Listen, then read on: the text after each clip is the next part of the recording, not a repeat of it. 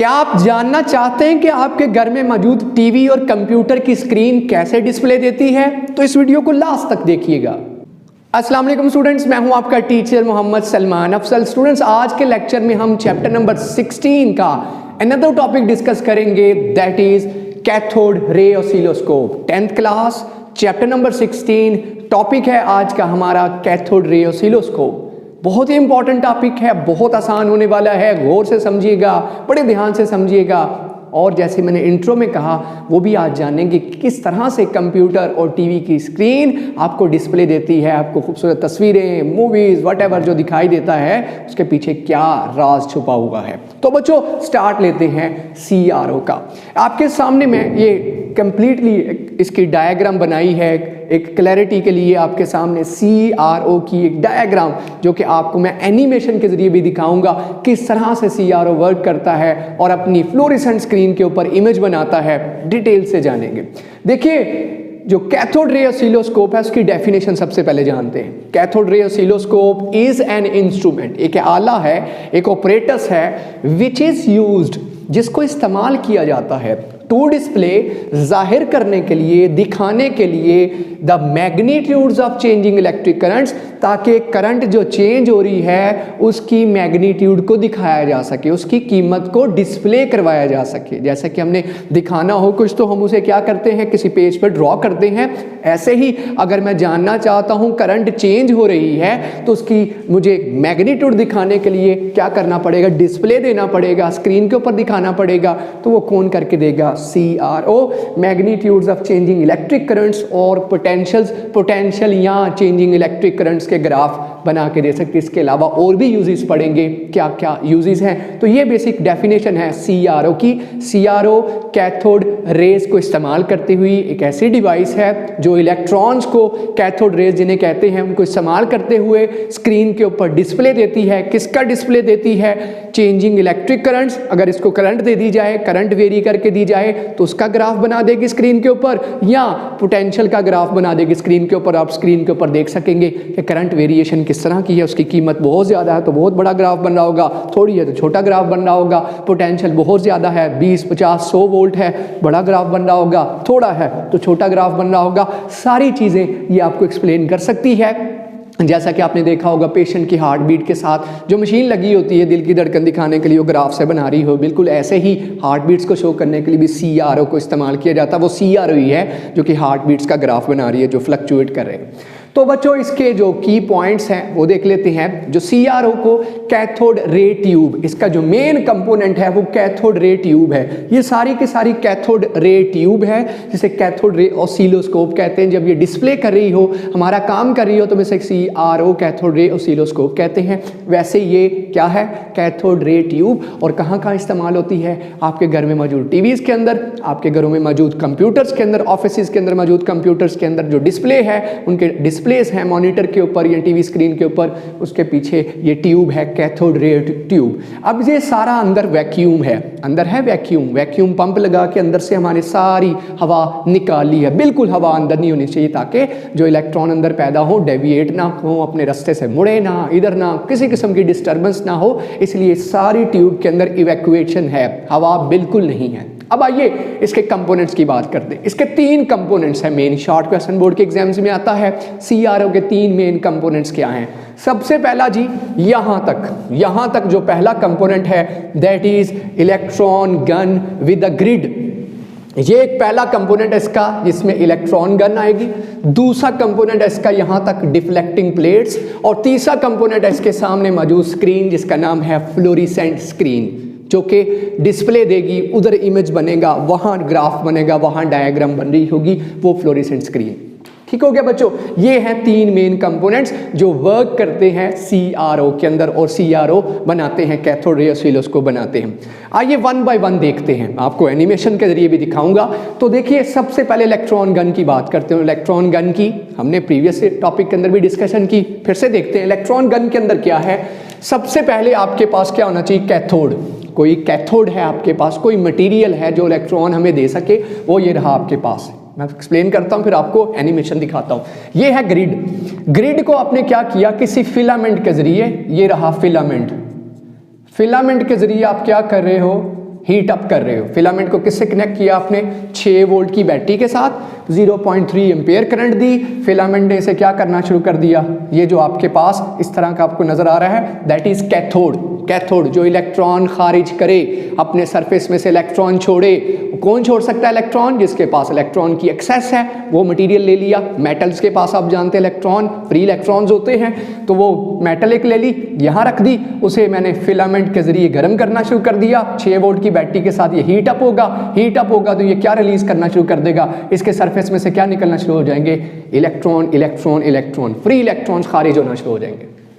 इसके आगे लगी है ग्रिड। इसके आगे क्या लगी है? ग्रिड। ग्रिड को हमने किससे कनेक्ट किया हुआ है? Grid is also connected with the negative terminal. ये भी बैटरी के, इसी बैटरी के नेगेटिव टर्मिनल से कनेक्टेड है। मान लीजिए ये जो ग्रिड है हाईली नेगेटिव है। ये इसका नेगेटिव करने का मतलब भाई इलेक्ट्रॉन सामने से निकल रहे हैं, उसके सामने नेगेटिव होगा तो इलेक्ट्रॉन तो जाएंगे नहीं। लेकिन ग्रिड का मकसद ये होता है वो इलेक्ट्रॉन जो फैले हुए हैं, ग्रिड उन्हें रिपेल करेगी और रिपेल होने वाले इलेक्ट्रॉन दाएं बाएं निकाल देगी। ग्रिड क्या करेगी?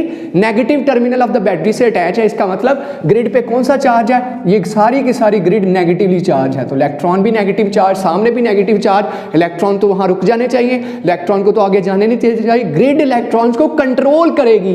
ये जो लाखों करोड़ों अरबों इलेक्ट्रॉन यहां से निकलेंगे वो इधर उधर जा रहे होंगे, जो इधर जाने वाले उन्हें जाने देगी, रिपेल करेगी। इसका मतलब इलेक्ट्रॉन्स की तादाद को कंट्रोल करने वाली चीज का नाम है ग्रिड। ग्रिड क्या करती है? इलेक्ट्रॉन्स की अमाउंट को कंट्रोल करती है। इलेक्ट्रॉन कितने चाहिए, मतलब बहुत ज्यादा नेगेटिव चार्ज इसे दिया हुआ है तो ये क्या करेगी ग्रिड? ये क्या करेगी ग्रिड? इलेक्ट्रॉन बहुत ज्यादा आ रहे थे, उनकी एक बीम आगे जाएगी। बीम करोड़ों अरबों खरबों में से हजारों या लाखों आगे जाने देगी, बाकी दाएं मोड़ देगी, इधर मोड़ देगी। इसका मतलब स्क्रीन के ऊपर जो ब्राइटनेस होगी, स्क्रीन के ऊपर जो डॉट सा बनेगा, वो कौन कंट्रोल कर रहा है? बेसिकली वो डॉट ग्रिड कंट्रोल कर रही है। ग्रिड कंट्रोल कर रही है। जितना ज्यादा नेगेटिव चार्ज इस ग्रिड को दोगे, उतने इलेक्ट्रॉन यहां से गुजरने की बजाय दाएं बाएं मुड़ जाएंगे। कैथोड से तो निकले, लेकिन ग्रिड ने आगे क्या किया? ग्रिड उन्हें दाएं बाएं मोड़ देगी। इसका मतलब ग्रिड क्या करती है? इलेक्ट्रॉन जो बहुत ज्यादा कैथोड से निकले उन्हें कंट्रोल करने का काम, उन्हें आगे भेजना भी क्या? जैसे छांटी नहीं करना, छांटी इधर निकल जाओ, इधर निकल, तुम सीधे निकल जाओ, इधर निकल जाओ, इधर निकल जाओ, सीधे निकल जाओ। ठीक है, जो बिल्कुल सीधे आ रहे होंगे उन्हें ग्रिड सीधा जाने देगी, निकल जाओ निकल जाओ निकल जाओ। जो इधर उधर थे उन्हें और मोड़ देगी, क्योंकि इस पे भी नेगेटिव चार्ज है, इलेक्ट्रॉन पे भी नेगेटिव चार्ज, ये रिपेल करते हैं लेकिन हाईली एनर्जी से बहुत तेजी से निकले हैं, तो कुछ बीम की शक्ल में, बिल्कुल धार की शक्ल में सीधा निकल जाएंगे। अब आगे क्या है? ग्रिड का समझ आ गया आपको? ग्रिड को नेगेटिव चार्ज इसलिए दिया ताकि इलेक्ट्रॉन की करोड़ों की तादाद नहीं चाहिए हमें, बहुत ज्यादा नहीं चाहिए, वो जाके गिरे तो शायद स्क्रीन सारी पे आपको इतना बड़ा डॉट इलेक्ट्रॉन्स का नजर आ रहा होगा, वो नहीं चाहिए हमें। कंट्रोल्ड इलेक्ट्रॉन चाहिए, ब्राइटनेस थोड़ी चाहिए। ब्राइटनेस इसका मतलब अगर बढ़ाना चाहते हो तो ग्रिड के ऊपर नेगेटिव चार्ज कम कर दो। नेगेटिव चार्ज कम करने से इलेक्ट्रॉन ज्यादा गुजर सकेंगे, नेगेटिव रिपल्जन कम होगी, इलेक्ट्रॉन की तादाद ज्यादा जाएगी, ब्राइटनेस बढ़ जाएगी। अगर ब्राइटनेस कंट्रोल करनी है तो ग्रिड कंट्रोल करेगी। ग्रिड से आप brightness on the fluorescent screen control करते हो। आइए आगे चलते हैं। इलेक्ट्रॉन यहां से निकल आए बीम की शक्ल, जैसे लेजर में से बीम की शक्ल में निकलते हैं। ठीक हो गया? अब इसके बाद यहां तक एक्सप्लेन करने के बाद मैं आपको एनिमेशन दिखाता हूं। आगे देखिए, आगे है जी एक्सेलरेटिंग एंड फोकसिंग एनोड। ये है आपके पास accelerating and focusing anode, highly positive. यहां तकरीबन याद होगा जब हमने कैथोड रे ट्यूब पढ़ी थी, एक्सप्लेनेशन में बताया था, इन्वेस्टिगेट जब इसकी प्रॉपर्टीज की थी तो कहा था तकरीबन 10,000 से 12,000 वोल्ट या 6,000 वोल्ट तक, 6,000 या 10 to 12 kV 12,000 वोल्ट तक अगर आप देंगे डायरेक्ट करंट का इतना वोल्टेज इधर देंगे तो क्या नतीजा निकलेगा? इलेक्ट्रॉन बड़ी तेजी से क्या होंगे? इलेक्ट्रॉन नेगेटिवली चार्ज है, electrically negative positive charge, highly accelerate कर आएगा, इसी के लिए इसका नाम है एक्सेलरेटिंग एंड फोकसिंग एनोड्स। ये इलेक्ट्रॉन को तेजी से एक्सेलरेट करवाएंगे, मोशन देंगे। इलेक्ट्रॉन आप जानते हैं धोखे में आएंगे, पॉजिटिव चार्जेस सामने नजर आ रहे हैं एनोड्स, वैसे ये गोल होते हैं बिल्कुल, अगर आप देखेंगे। अब ये एनिमेशन देखिए, एनिमेशन में देखें जी आप कहाँ पे जी सबसे पहले फिलामेंट ने किसको, कैथोड को हीट अप किया। हीट अप करने से क्या हुआ, कैथोड में से इलेक्ट्रॉन्स खारिज हुए, सामने लगी थी ग्रिड, ग्रिड हाईली नेगेटिव थी, इलेक्ट्रॉन नेगेटिव थे, ग्रिड ने इलेक्ट्रॉन को कंट्रोल किया, दाएं बाएं वाले दाएं बाएं जाने दिए, लेकिन अंदर से बीम की शक्ल में फैले हुए इलेक्ट्रॉन्स को बहुत ज़्यादा थे, उससे बीम बना दिया। बीम जहाँ से गुजरी आगे आगे क्या नज़र आ रहा है, एनोड, एनोड हाईली पॉजिटिव है, पॉजिटिव है, पॉजिटिव है, एनोड पे पॉजिटिव चार्ज होता है और कितना 10 to 12,000 वोल्ट तक, 6,000 वोल्ट तक भी चल जाता है। वो क्या करेगा, इलेक्ट्रॉन को तेज़ी से खींचेगा तो बिल्कुल सीधे इलेक्ट्रॉन जाएंगे, इस तरह दाएं बाएं नहीं मुड़ सकेंगे क्योंकि ये थोड़ा सा गैप है, इसमें से इलेक्ट्रॉन बीम की शक्ल में, ऐसे अब जानते हैं तेज़ी से बुलेट ट्रेन गुजरती है, ऐसे ये इलेक्ट्रॉन इस एनोड की वजह से रैपिड हो जाएंगे, एक्सेलरेट हो जाएंगे, तेज़ हो जाएंगे और आप देख सकते हैं सीधे जाएंगे। ये यहाँ तक है आपके पास इलेक्ट्रॉन गन, इलेक्ट्रॉन गन यहाँ तक है जिसके अंदर फिलामेंट आ जाएगा। ये आपने एनिमेशन भी देखी। आगे चले, आगे हैं डिफ्लेक्टिंग प्लेट्स। ये आपको क्लियर हो गया how electron gun produces charges, electron कैसे प्रोड्यूस होते हैं, कैसे एक्सेलरेट होते हैं, ग्रिड का क्या काम है, एनोड्स का क्या काम है। हाईली पॉजिटिव एनोड पे बहुत ज़्यादा पॉजिटिव हाई पोटेंशियल दिया ताकि इलेक्ट्रॉन तेज़ी से आए, इसकी तरफ खींचे हुए आएँ और सीधे गुजर जाएँ। नेक्स्ट डिफ्लेक्टिंग प्लेट्स की बात करते हैं। तो यहाँ से जो आउटकम रिजल्ट आए वो इलेक्ट्रॉन गन क्या क्या है, इलेक्ट्रॉन गन के अंदर क्या क्या कंपोनेंट्स हैं। एक है फिलामेंट, फिलामेंट के साथ क्या है, आगे आपके पास कैथोड, ये पार्ट्स हैं इलेक्ट्रॉन गन के। उसके बाद जी ग्रिड है ये, और उसके बाद हाईली पॉजिटिव क्या, एनोड्स। ये भाई ये चीज़ें होंगी तो ये आपके पास एक इलेक्ट्रॉन गन और इलेक्ट्रॉन फिलामेंट के पीछे आप जानते हैं 6 volt battery, 6 volt battery enough है, 6 वोल्ट बैटरी इनफ है जिससे कि फिलामेंट क्या करेगा, इसमें से कैथोड में से इलेक्ट्रॉन खारिज कर सकता है। अब डिफ्लेक्टिंग प्लेट्स का क्या काम है, देखिए डिफ्लेक्टिंग प्लेट्स के 2 पेयर हैं। यहाँ से डिफ्लेक्टिंग प्लेट्स का काम शुरू हो गया। ये जो इलेक्ट्रॉन लेजर की तरह बीम की तरह सीधे जा रहे हैं, इन्हें दाएं बाएं इधर और ऊपर नीचे मोड़ना, ऊपर नीचे करना किनका काम है, इन प्लेट्स का काम है। यहाँ एनिमेशन में देखिए जो आपके पास वाई प्लेट्स हैं बिल्कुल ऐसे हैं। वाई प्लेट्स क्या करती हैं, vertically up and down motion देती हैं किनको, वो जो बीम आ रही इलेक्ट्रॉन्स की। जबकि एक्स प्लेट्स का क्या काम है, अगर आप देखें ये ऐसे पड़ी हुई, एक्स प्लेट वर्टिकल पड़ी हुई है, ऐसे खड़ी पड़ी है। एक्स प्लेट्स का काम एक्स एक्सिस पे मूव करवाना, ये एक्स एक्सिस होता है ना। वर्टिकल प्लेट्स जो ऐसे खड़ी हैं इनका काम एक्स एक्सिस पे मूव करवाना है, और जो हॉरिजेंटली ऐसे पड़ी हैं ऊपर और नीचे, इनका काम कैसे मोशन करवाना है, उनको वर्टिकल वाई एक्सिस पे मूव करवाना है। इसी वजह से इलेक्ट्रॉन यहाँ आगे पीछे दाएं पीछे मूव करेगा। स्क्रीन पे आप देख सामने इस फ्लोरेसेंट स्क्रीन के ऊपर इलेक्ट्रॉन ऐसे हिलता, ऊपर नीचे बीम, सिर्फ एक इलेक्ट्रॉन नहीं लाखों करोड़ों इलेक्ट्रॉन जाके जब स्क्रीन पे गिरेंगे तो फिर स्क्रीन का काम भी देख लेते क्या है। तो आपको डिफ्लेक्टिंग प्लेट्स की समझ आई।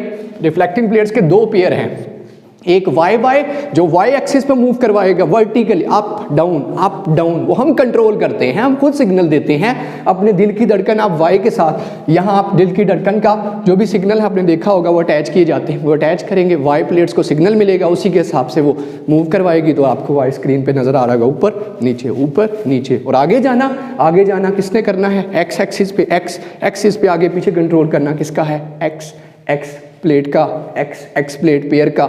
ये वर्टिकल खड़ी है, बिल्कुल सीधी खड़ी है, और ये ऐसे पड़ी हैं, हॉरिजेंटल पड़ी हैं। हॉरिजेंटल प्लेट्स क्या करती हैं, ऊपर नीचे मूव, वर्टिकल प्लेट्स दाएं बाएं मूव करवाती हैं। ये है प्लेट्स का काम। अब लास्ट पे क्या चीज़ बची, इसका मतलब डिफ्लेक्टिंग प्लेट्स में क्या क्या आएगा, 2 पेयर ऑफ प्लेट्स।